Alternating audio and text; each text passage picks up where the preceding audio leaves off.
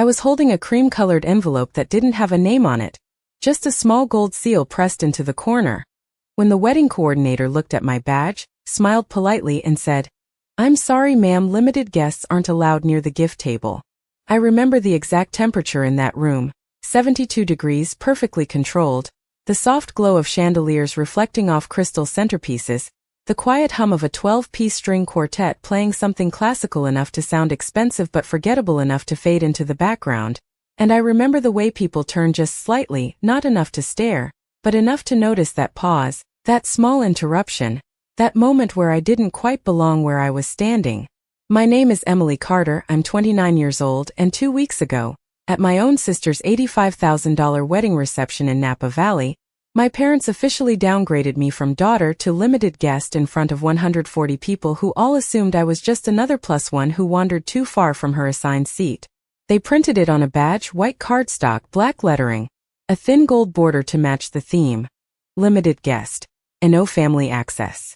They handed it to me at check-in the same way they handed out champagne flutes and welcome programs, like it was normal, like it was expected, like I should have been grateful I was invited at all. And the worst part wasn't the badge. It wasn't even the way my mother avoided eye contact when I looked at her, or how my father pretended to be busy directing vendors when I tried to ask what was going on. The worst part was that small, tight smile my sister Olivia gave me as she adjusted her $12,000 Vera Wang dress and said, "We just thought this would be easier for everyone." Easier. That word stayed with me, because for 29 years, easier always seemed to mean making me smaller, quieter, less visible, less important. Growing up in the Carter family, there were always two versions of everything.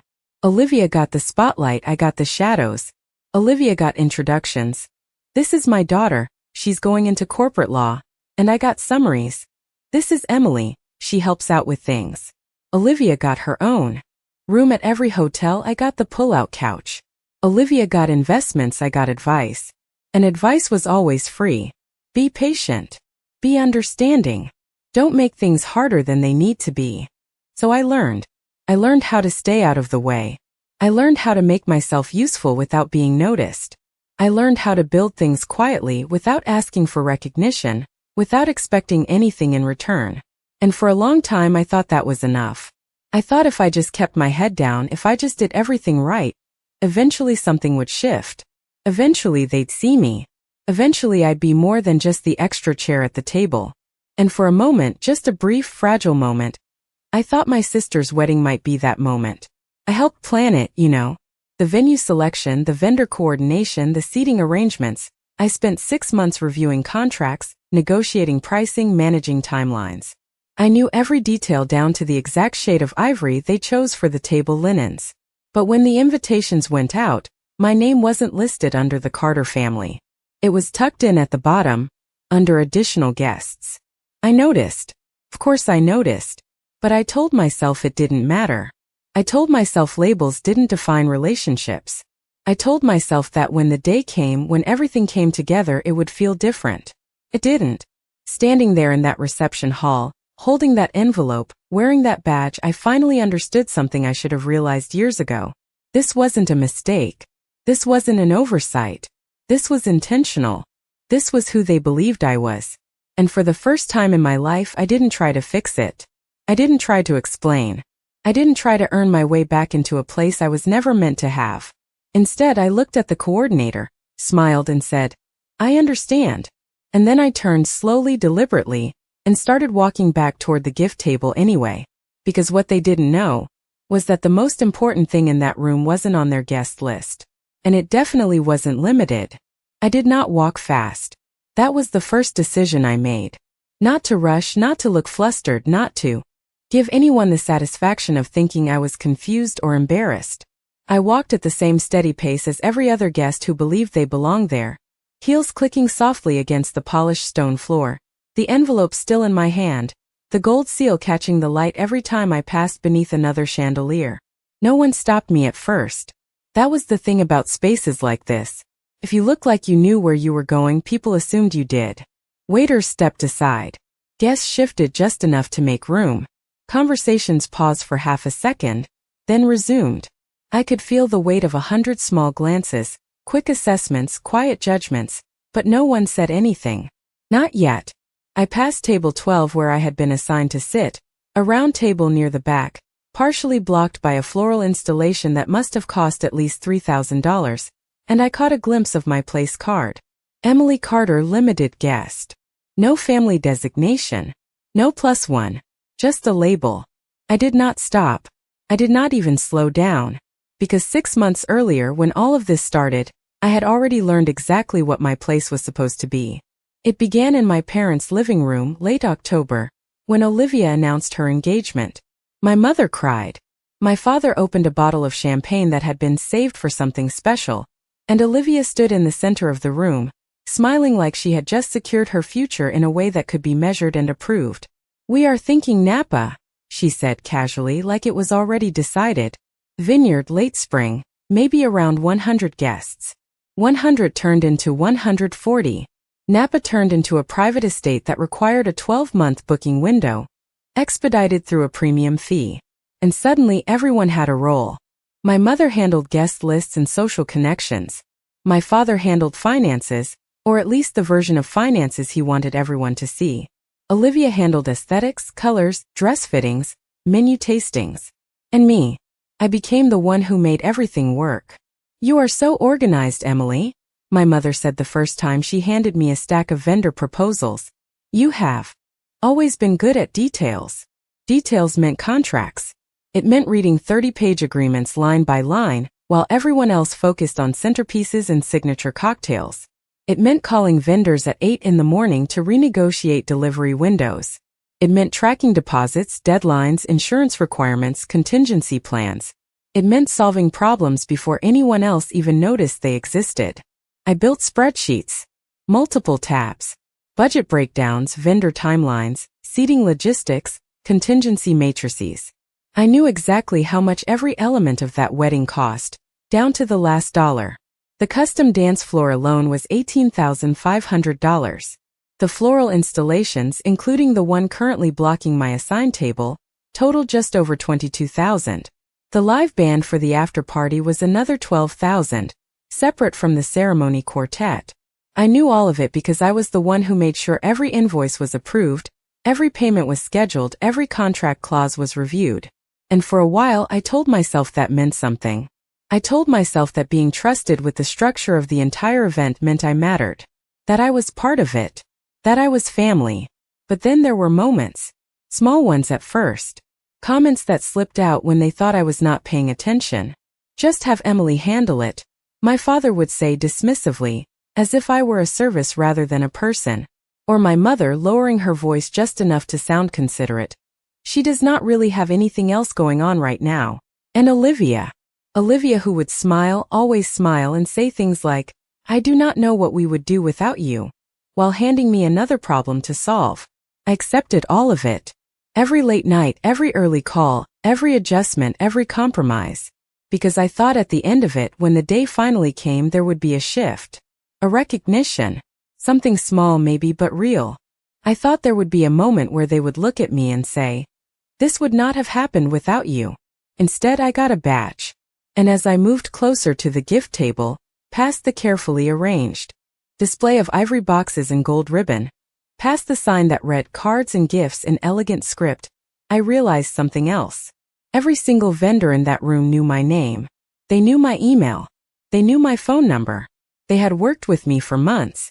And none of them had been told that I was just a limited guest. That realization settled in quietly, almost gently, like a piece of a puzzle sliding into place.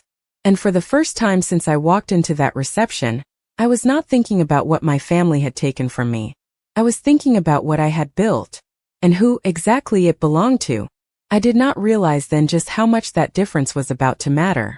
The gift table was positioned exactly where I remembered it from the floor plan, 10 feet from the main dance floor, slightly elevated on a platform draped in ivory linen, surrounded by a semicircle of soft uplighting that made every box, every envelope, every carefully arranged ribbon look like part of a curated display rather than what it really was, a collection of transactions disguised as sentiment.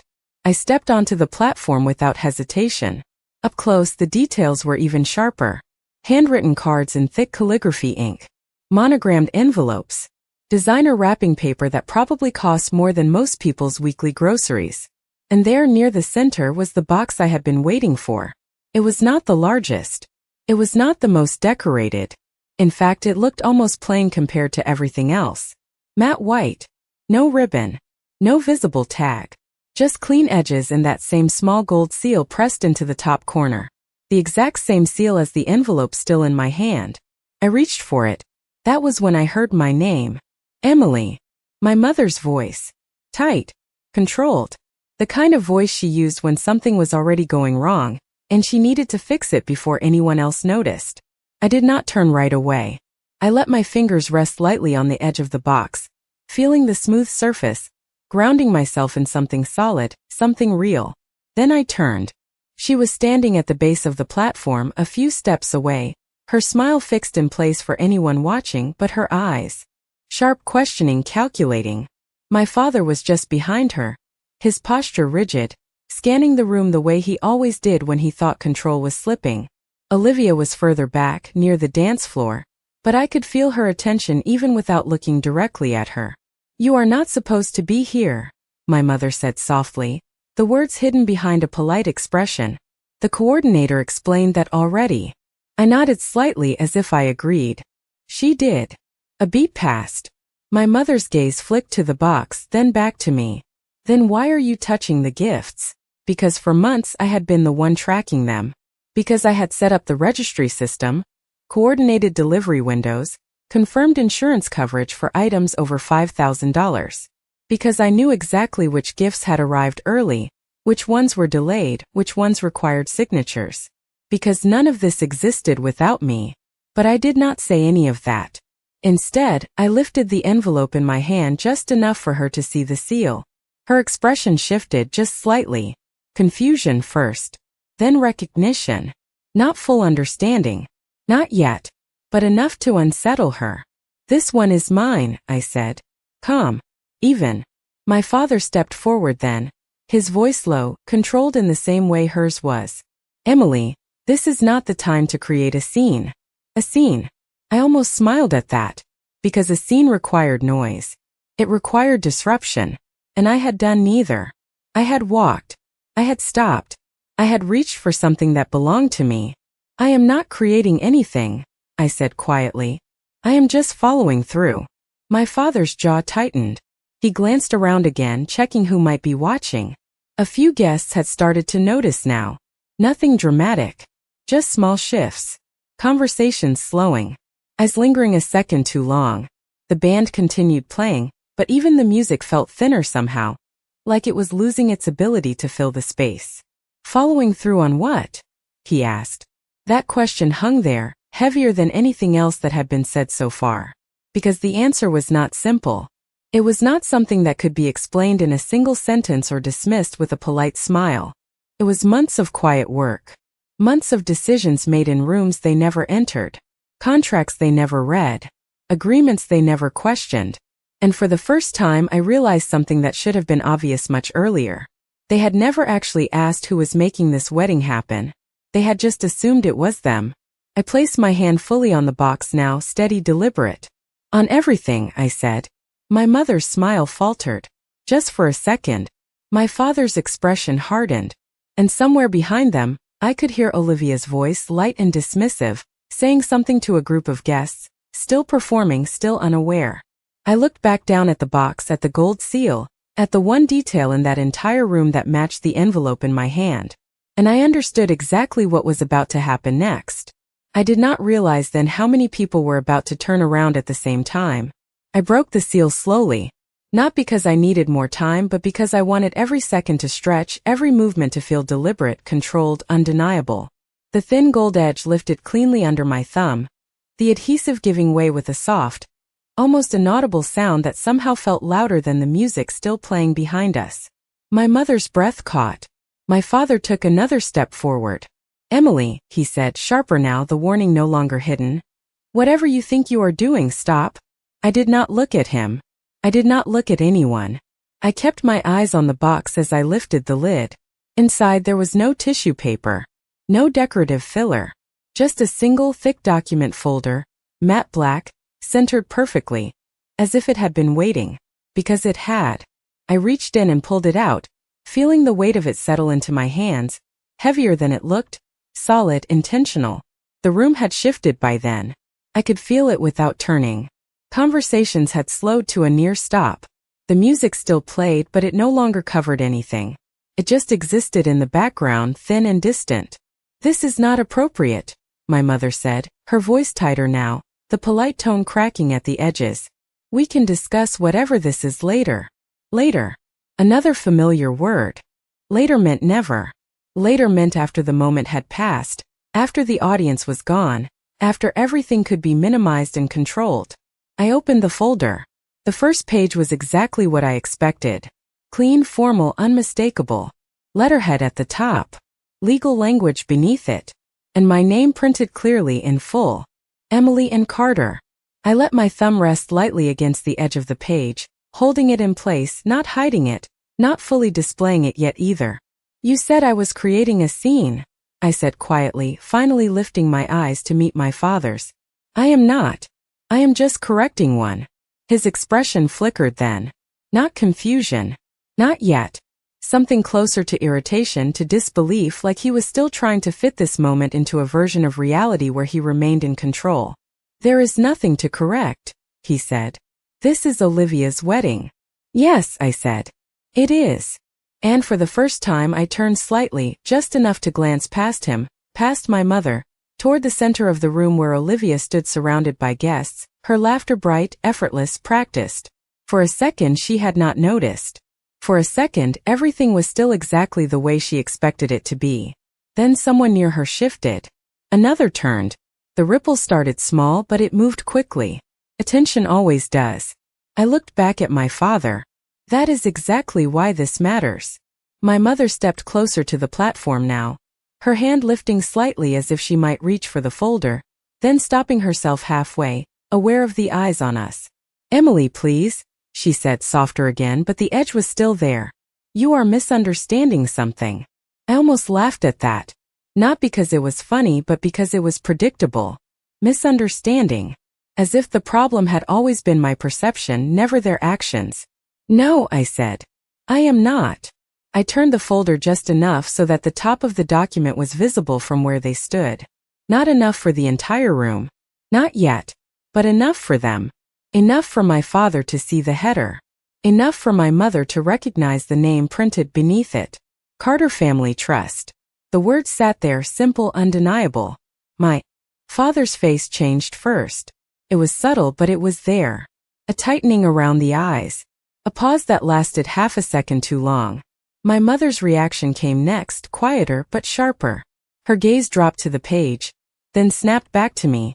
Something new in her expression now. Not control. Not calculation. Something closer to uncertainty. "Where did you get that?" she asked. The question came out too quickly, too directly.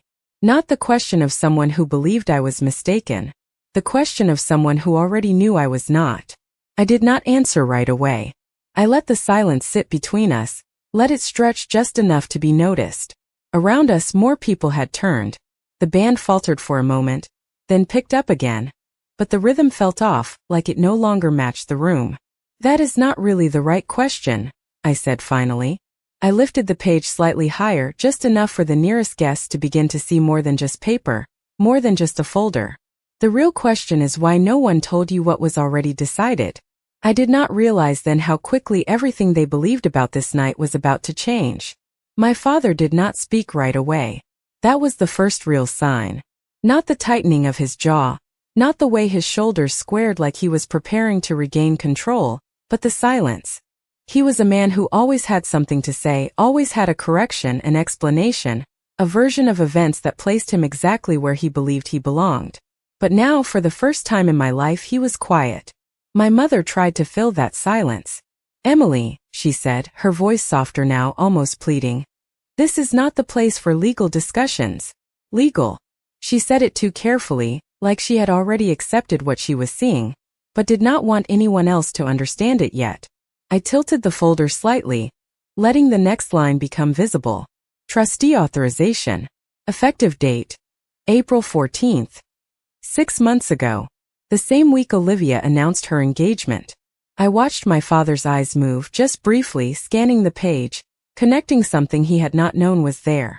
That is not possible, he said, but there was no conviction behind. Just resistance. It is already done, I replied. Calm. Measured. The way I had learned to speak in every negotiation call, every vendor meeting, every moment where emotion would only weaken the outcome. Around us, the room was no longer pretending not to notice. People had turned fully now. Conversations had stopped. Even the staff had slowed, trays held midair waiting. Olivia's voice had faded somewhere behind us. I did not need to look to know she was watching now. My mother took another step closer. Your grandmother would never, she began, but stopped herself mid-sentence. That was the second sign. Not what she said, but what she almost said. Because she already knew. She did, I said, finishing it for her. She signed everything herself. The memory came back then, not as a flash, but as something steady and clear. 6 months earlier. A Tuesday afternoon. Her house smelled like lavender and old books, just like it always had. She was sitting in her armchair by the window, a blanket folded neatly over her lap, a stack of documents on the small table beside her. Sit down, Emily, she had said, her voice calm, but firm in a way that meant this was not a casual visit. I had sat across from her, just like I had every Sunday growing up, listening to her stories, her quiet observations about a family that rarely listened back. I have been watching, she told me that day. For years. I did not ask what she meant. I already knew. They think value is something you announce, she continued, her fingers resting lightly on the edge of the papers. Something you display.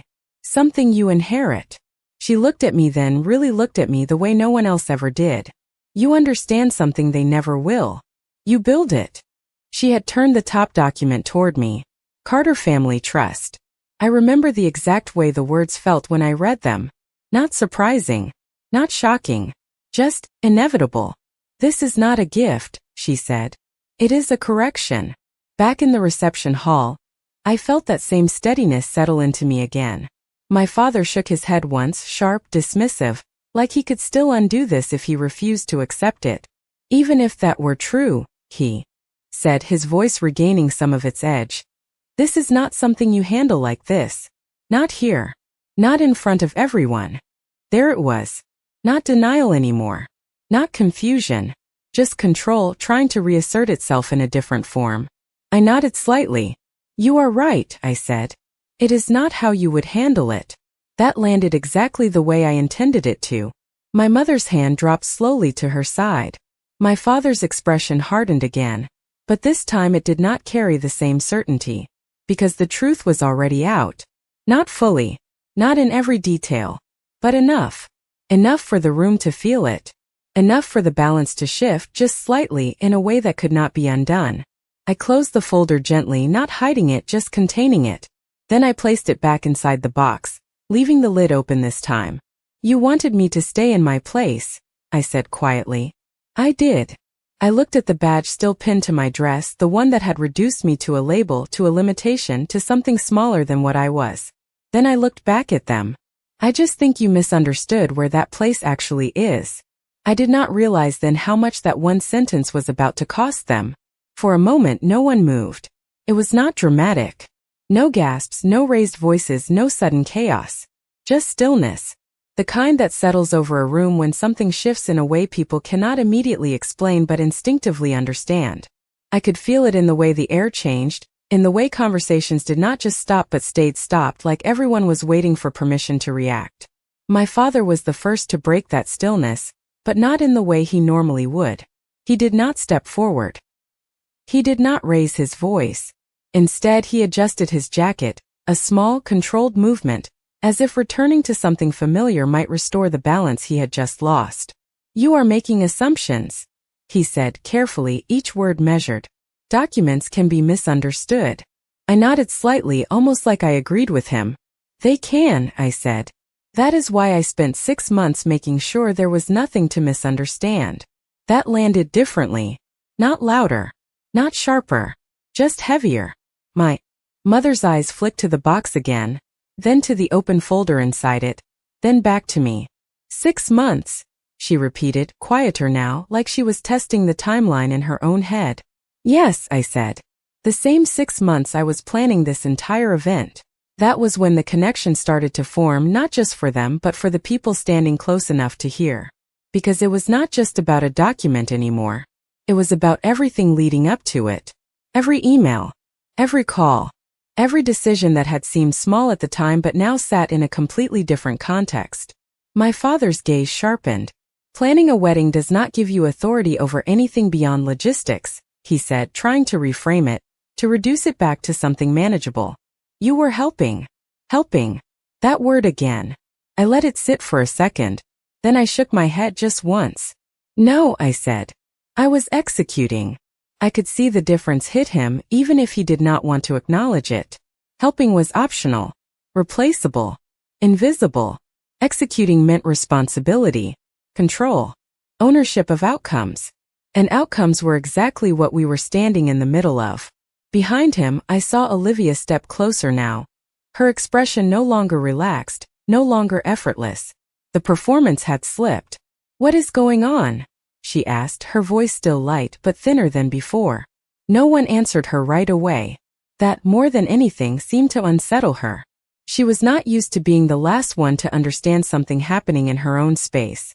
I turned slightly toward her, just enough to include her without shifting the focus away from the moment. Nothing unexpected, I said. Just something that was already decided. She frowned, confusion turning into something sharper, something more defensive. Decided by who? She asked.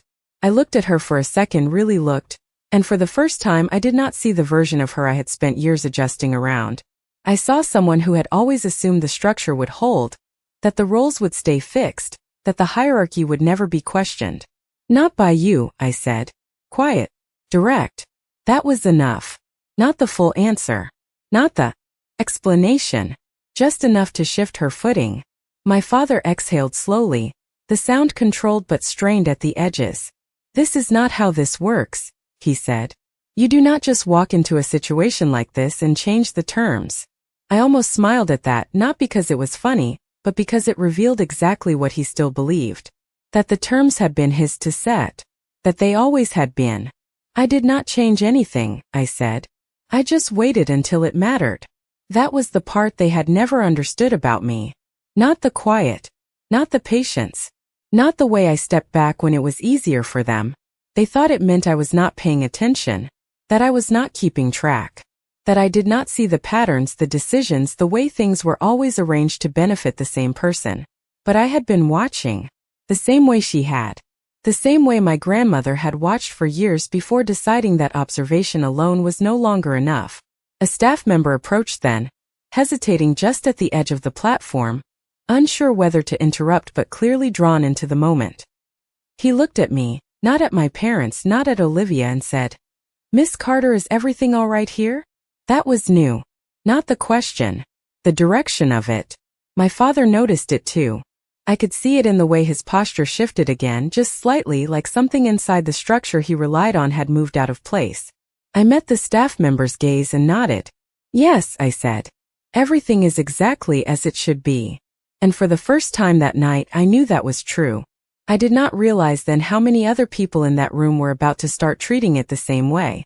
The staff member did not step away after I answered him. That was the next shift.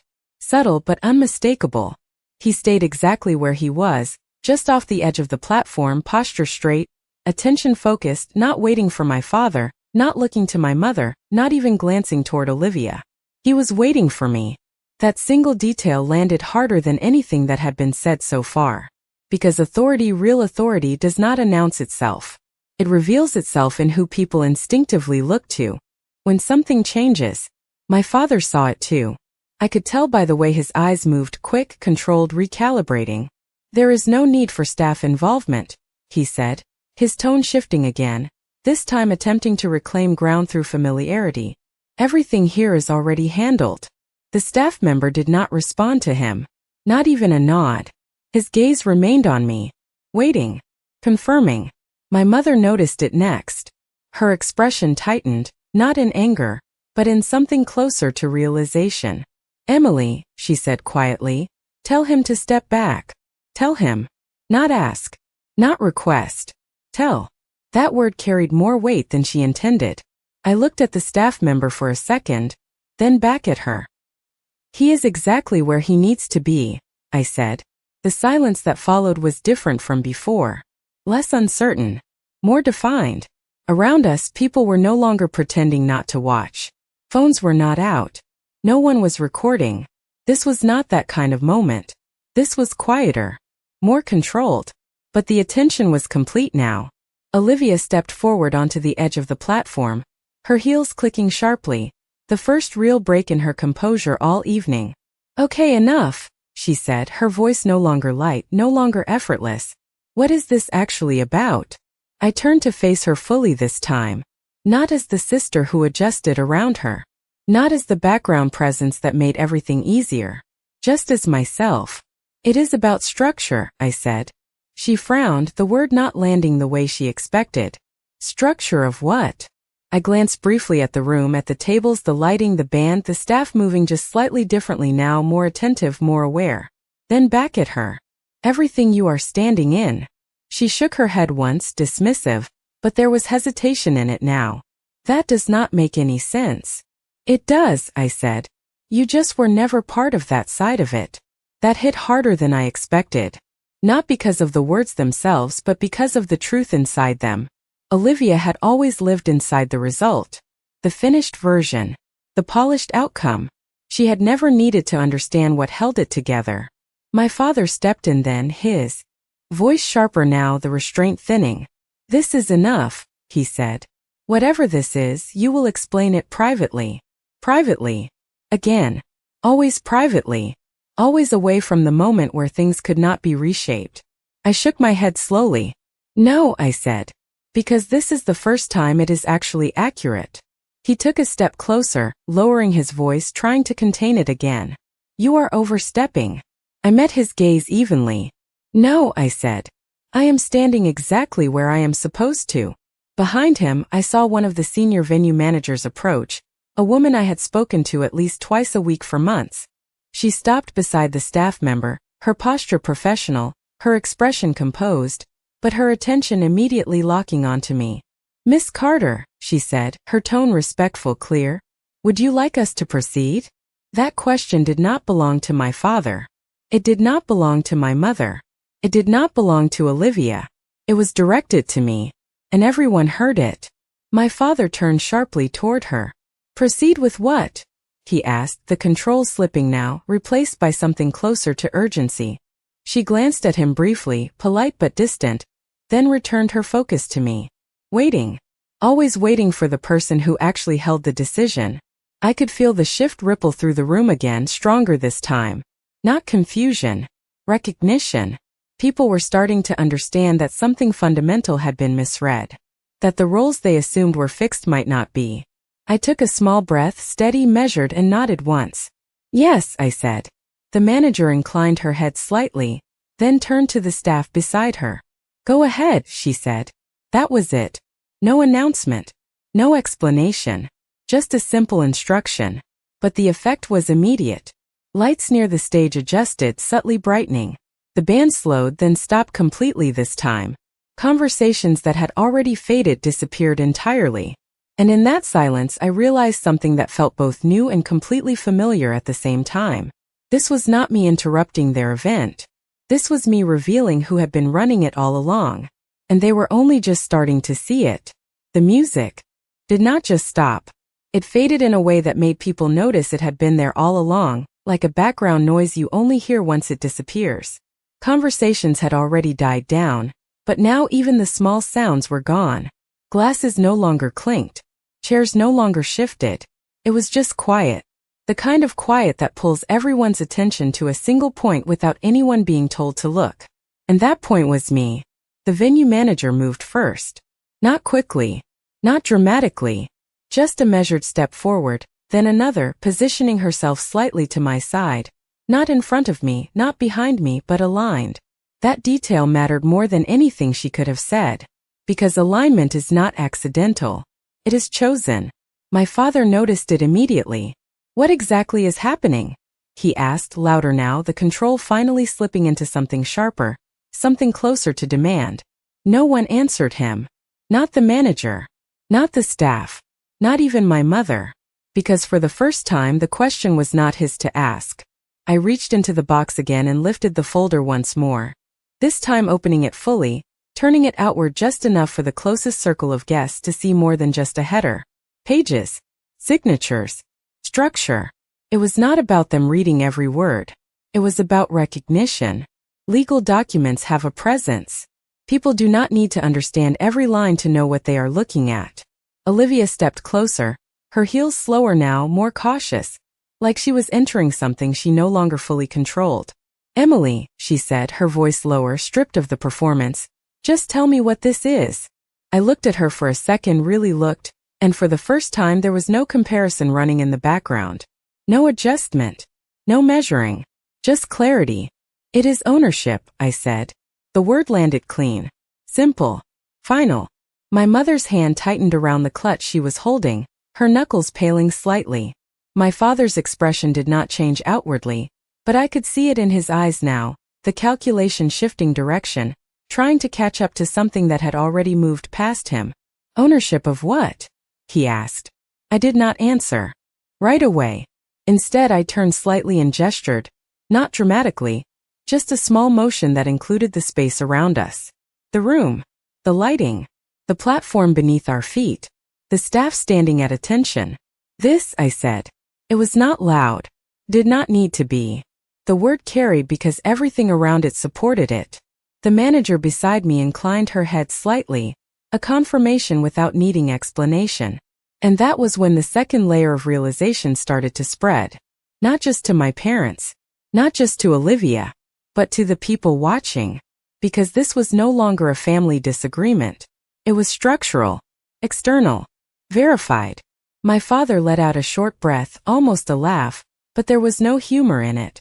That is not how this works, he said again, but now the words sounded thinner, less certain. We paid for this venue. I shook my head once. You paid invoices, I said.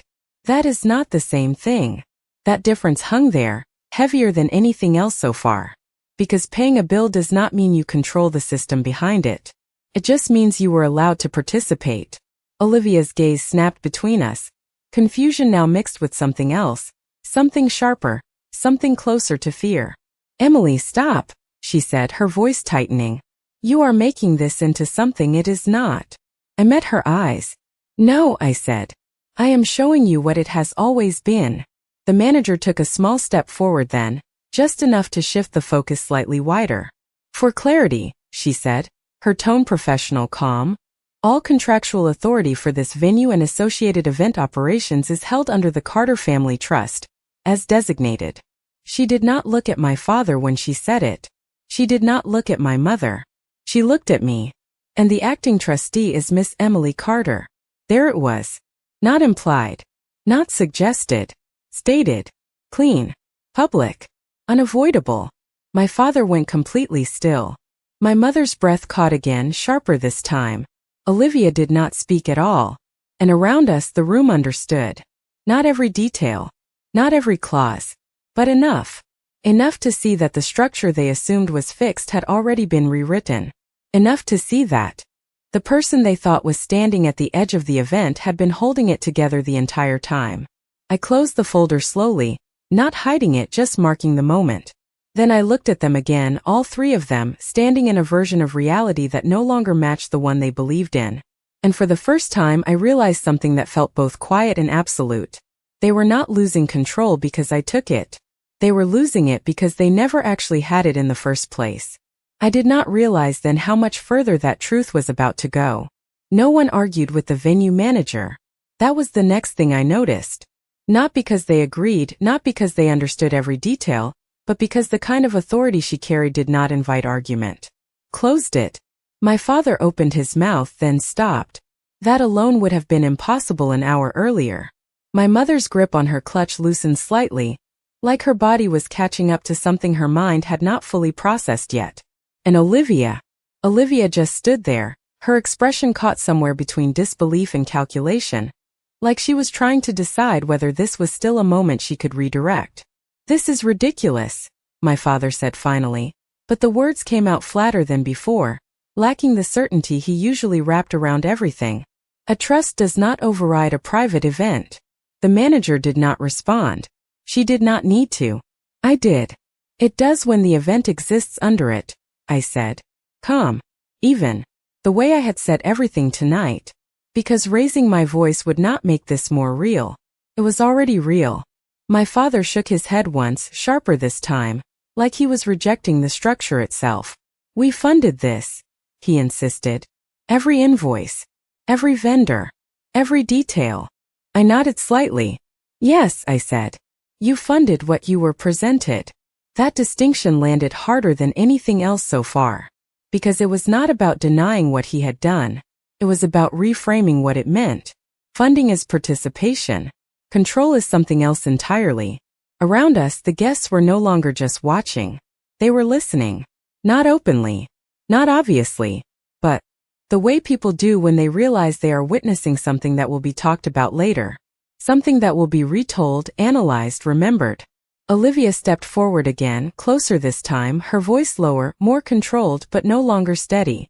"Emily," she said, "if this is about money, we can handle that after tonight." Money. That was the only lens she had ever used. The only metric that made sense to her. I shook my head. "It is not about money," I said. "It is about authority." She blinked just once, the word not fitting into her version of the situation. My mother exhaled slowly, her shoulders dropping just slightly, like something inside her was beginning to settle into a realization she did not want but could not avoid. "Why would your grandmother do this?" she asked. The question was softer now. Not defensive. Not dismissive. Just uncertain. I looked at her for a second, then answered simply. Because she was paying attention. That was all it took. Not a long explanation. Not a list of examples.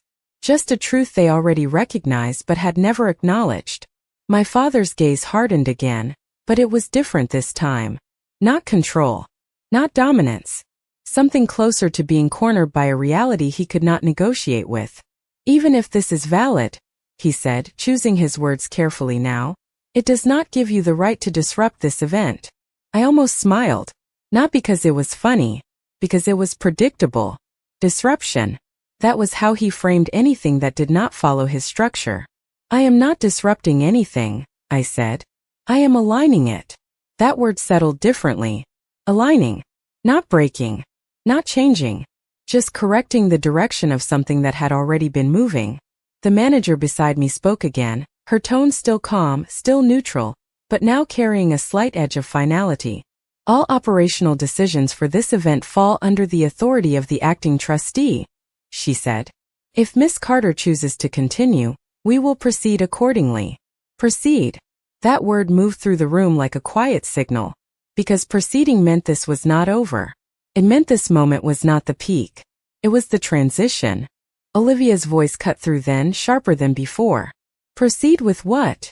she demanded. The question echoed slightly, not because it was loud, but because everything else had gone so still around it. I looked at her, then at the room, then back at the open box still resting on the table. The folder inside. The document that had shifted everything without a single raised voice. "With the version of this night that was always planned," I said. Her expression tightened. "Planned by who?" she asked again. This time I did not answer with a word. I just reached into the box one more time, sliding my fingers beneath the next page in the folder. The one that had not been shown yet, the one that changed not just ownership but intent. And as I lifted it slowly into view, I realized something I had not fully felt until that exact moment. This was never just about correcting how they saw me. It was about showing them what they had been standing inside all along. I did not realize then how much that next page was about to take from them. The page was heavier than the others. Not physically, but in the way it felt the moment I lifted it, like it carried something final inside it, something that did not leave room for interpretation. I did not rush. I let the edge of the paper catch the light first, let the room adjust to the movement, let the anticipation build without a single word spoken. Olivia was watching my hands now, Not my face, not my posture, just my hands, like whatever answer she was looking for would be there before anything else. My father took a step closer, slower this time, careful, like he was approaching something unstable. "Emily," he said, his voice lower again, almost controlled, "put that down." I did not look at him. I let the page settle into place above the folder, angled just enough so that the header was visible not only to them, but to the nearest cluster of guests. Amendment clause, event authority and conditional execution. The words sat there, clean, structured, impossible to misread. My mother's breath caught again, sharper this time. "What is that?" she asked, but the question did not come from curiosity. It came from recognition, from the realization that this was not just about ownership anymore.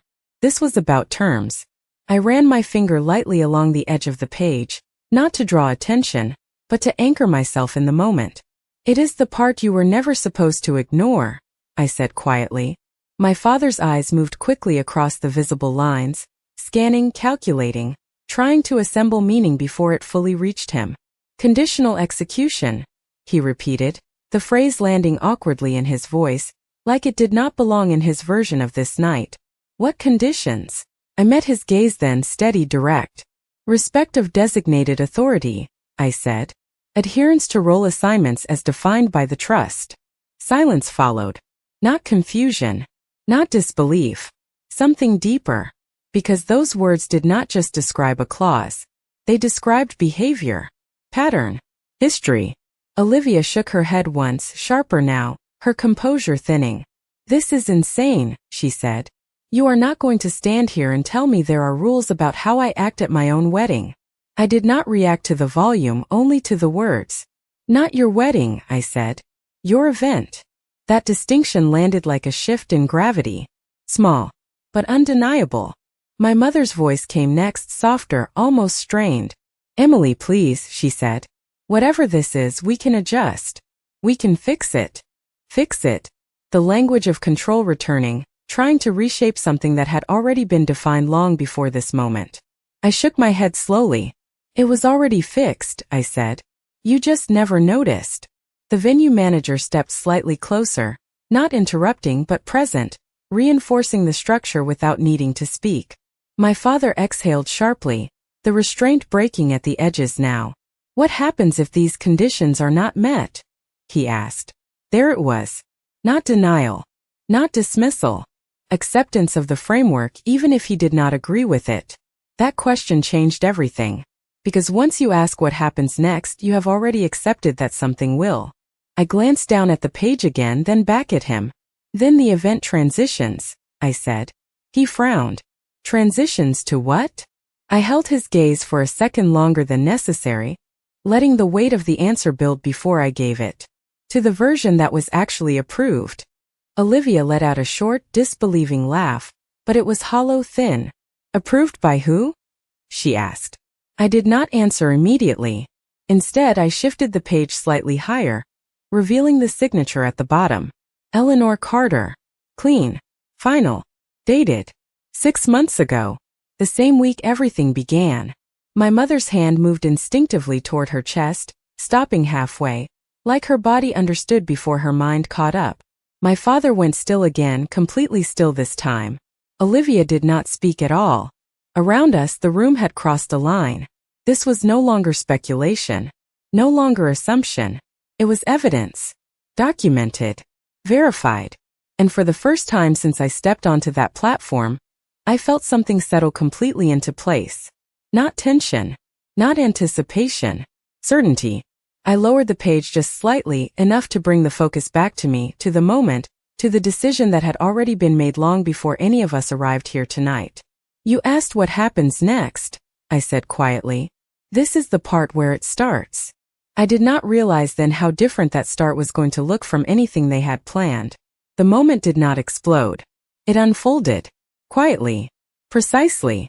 Like something that had been waiting for the exact second it could no longer be ignored. The venue manager did not raise her voice. She did not call for attention. She simply lifted her hand slightly, a small practice signal, and everything responded. The lighting shifted again, brighter now at the center, softer at the edges. The staff adjusted positions with subtle efficiency, No panic, no confusion, just execution. Execution of a plan that had clearly existed long before this moment. My father turned sharply, his voice cutting through the silence. "Stop this," he said louder now, the command finally breaking through. But no one stopped. That was the difference. Commands only work when people recognize your authority. And for the first time they did not. Olivia stepped forward, her composure completely gone now, her voice tight with something she could no longer hide. "Emily, what are you doing?" she demanded. I looked at her, steady, calm, and for the first time I did not feel like I was responding to her. I felt like I was standing in front of the truth she had never had to face. "I am letting it continue," I said. That answer did not satisfy her. It was not meant to, because this was not about explanation anymore. It was about outcome. The band members lowered their instruments completely now, stepping back slightly, waiting. The manager turned to one of the staff and gave a quiet instruction I did not need to hear to understand. Within seconds, a large screen near the dance floor came to life. Something originally planned for a photo montage, something I had scheduled myself months ago. Only this time, it did not display smiling childhood pictures or curated memories. It displayed a single document header. Carter Family Trust. Beneath it, a structured outline. Asset allocation. Event designation. Conditional authority. It was not detailed enough for every guest to read line by line, but it was clear enough to understand what it was. Official. Legal. Intentional. A murmur moved through the room. Not loud. Not chaotic. Just a shift in understanding, spreading from one table to the next, from one conversation to another. My mother's hand dropped completely now, her expression no longer controlled, no longer composed. My father stared at the screen, his face rigid, like he was trying to process something that refused to fit into the structure he had relied on his entire life. Olivia looked from the screen to me, then back again, her voice quieter now, almost uncertain. "This is not real," she said, but there was no conviction behind it. I shook my head once. "It has been real for 6 months," I said. The manager stepped forward again, her voice clear, carrying just enough to reach beyond the immediate circle without needing to raise it. "Per the trust designation," she said, "this event operates under conditional execution. Upon failure to meet specified conditions, authority transitions to the acting trustee's approved format." That was it. No emotion. No interpretation. Just structure. My father finally moved again, stepping closer to me, his voice lower, urgent now. "Turn it off," he said. "This is not how you handle family matters." Family. That word felt different now. Smaller. Less defined. "It stopped being a family matter when you made it conditional," I said. His expression tightened, but he had no response ready. Because this was not an argument he had prepared for. This was not a negotiation he could control. Olivia's voice came again, softer this time, almost searching. "What does approved format mean?" she asked. That question settled into the room, heavier than anything else, because it pointed forward. Not at what had happened, but at what was about to. I looked at her, then at the screen, then back at the box still open on the table. "It means this version of the night was never guaranteed," I said. She swallowed slightly, her posture shifting, uncertainty finally replacing confidence. "And the other version?" she asked. I let a small pause settle before answering, just enough to let the weight of it build. "Is already prepared." The manager gave another small signal. The screen flickered once. The layout shifted. And in that exact moment I realized something I had known in theory but had never fully felt until now. This was not just a correction. It was a replacement. And everything they thought they were standing inside was about to be rewritten in front of everyone they cared about. The screen did not switch abruptly. It transitioned. Smooth. Controlled. Like every other detail that had been planned for months. The legal header faded, replaced by a new layout, clean and minimal, the same color palette as the wedding, the same fonts Olivia had approved, the same aesthetic she believed she controlled. But the content was different. At the top, in simple text, it read, "Revised Event Program." A soft ripple moved through the room, not confusion this time, but recognition that something intentional was happening. Not an interruption, a continuation, just not the one they expected. The venue manager stepped slightly forward again, her presence now fully integrated into the center of the room, no longer secondary, no longer background. "We will proceed under the approved format," she said, her voice calm, steady, carrying just enough to reach every table. No one questioned her. Not because they fully understood, but because the structure around her supported her authority completely. Olivia's breath caught, her voice coming out quieter now, almost uncertain. "Emily, what is this?" I looked at her, not with anger, not with satisfaction, just with clarity. "The version that was always there," I said. The screen shifted again. A timeline appeared. Not of a relationship. Not of a childhood. A timeline of execution. Dates. Milestones. Vendor confirmations. Contract approvals. Payment structures. My name appeared next to each one. Not hidden. Not minimized. Central. My mother's hand rose slightly, covering part of her mouth now, her eyes moving across the screen as if she was seeing something she had been present for but never actually noticed. My father did not move at all. His stillness was complete now, not controlled, not intentional, just fixed. Olivia shook her head slowly, her voice breaking at the edges. "This does not make any sense," she said. "This is my wedding." I nodded once. "It is your ceremony," I said. "This is the event." That distinction settled into the room again, heavier this time, because now there was evidence to support it. The manager gestured lightly, and the staff moved in coordinated silence. The seating arrangement began to shift, not dramatically but intentionally. Name cards were adjusted, tables reorganized. The structure of the room itself began to change. Guests noticed. Of course they did. But no one resisted. Because resistance requires certainty. And certainty had already been taken from them. My father finally spoke again, but his voice was different now, lower, almost strained. "You cannot just reassign everything," he said. "This is not your decision to make." I looked at him, steady, unshaken. "It was made 6 months ago," I said. "I am just executing it." The word landed again. Execution. Not creation. Not reaction. Completion. Olivia stepped closer, her voice softer now, almost searching for something that would restore what she had lost. "What happens to everything?" she asked. I followed her gaze, taking in the room, the decorations, the details she had chosen, the structure she believed defined the night. Then I looked back at her. "Nothing is removed," I said. "It is just repositioned." The screen shifted one more time. A new header appeared. Event host, Emily Carter. The words were simple, but they carried more weight than anything else that had been said all night. A quiet reaction moved through the guests, not loud, not disruptive, but undeniable. My mother lowered her hand slowly, her eyes fixed on the screen, then on me. My father did not look at the screen anymore. He was looking at me. And for the first time there was no dismissal in his gaze. No assumption. Just recognition. Olivia stood still, her posture no longer certain, her role no longer defined in the way she had always relied on. And I stood there, not elevated, not separate, just aligned with the structure that had always been there. I did not raise my voice. I did not make a speech. I did not need to, because everything that needed to be understood was already visible. The room adjusted. The roles shifted. The balance changed. And for the first time in my life, I was not waiting to be seen. I already was. I did not realize then how final that shift actually was. No one applauded.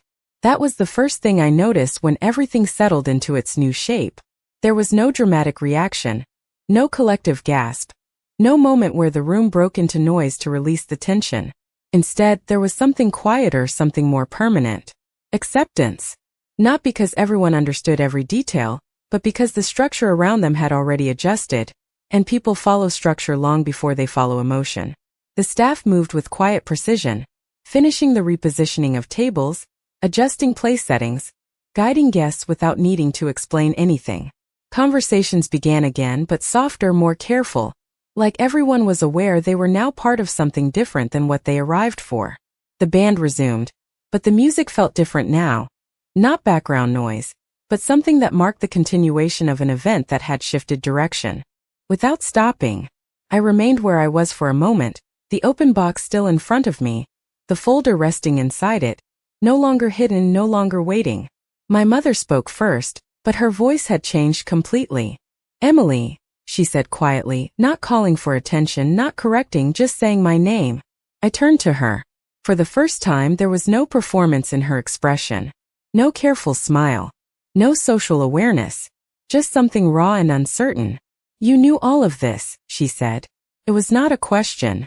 I nodded once. "Yes." She looked down briefly, then back at me. "And you did not say anything." I held her gaze. "You never asked." That answer did not land sharply. It settled. Slowly. My father stepped closer then, but not in the way he had before. There was no authority in it. No expectation that space would be made for him. He simply moved like anyone else in the room. "This trust," he said, his voice steady but quieter than I had ever heard it. "It puts you in control of all of this?" I considered the question for a second, then shook my head slightly. "No," I said. "It places me in responsibility for it." That difference mattered. Control can be taken. Responsibility is assigned. And responsibility carries weight that control never does. He exhaled slowly, nodding once more to himself than to me. Olivia had not moved. She stood a few feet away, watching everything unfold, her posture no longer certain, her presence no longer centered. "So what am I now?" she asked finally, her voice softer than I had ever heard it, stripped of certainty, stripped of expectation. I looked at her, really looked, and for the first time there was no comparison between us. No hierarchy. No imbalance. Just two people standing in the same room under a structure neither of us had fully controlled. "You are still the bride," I said. "That does not change." She swallowed, her gaze dropping for a moment before returning to mine. "But it is not mine anymore," she said. It was not accusation. It was realization. I shook my head gently. "It never was," I said. "It was just designed for you." That was the truth she had never needed to see. That being at the center of something does not mean you built it. It just means it was built around you. The music continued. Guests adjusted. The event moved forward, smoother now, more intentional, like something that had finally aligned with its original design. I reached up and removed the badge from my dress, the one that had reduced me to a label, to a limitation, to something smaller than what I was. I held it for a second, feeling the thin edge of the cardstock between my fingers, then set it down gently on the gift table beside the open box. No gesture. No emphasis. Just placement. My mother watched me do it. My father noticed. Olivia did too. No one said anything about it. They did not need to, because the meaning was already clear. I looked around the room one last time, taking in the space, the people, the structure that had shifted without breaking. And for the first time, I did not feel like I was standing outside of something, waiting to be included. I was exactly where I was supposed to be. Not above them. Not separate from them. Just correctly placed. That night did not end with an argument. It did not end with an apology. It ended with something much quieter and much more lasting. A recognition that could not be undone. And as I stepped away from the table, leaving the box open behind me, I understood something I had never fully realized before. I had not taken anything from them. I had simply stopped giving away the part of me they never learned to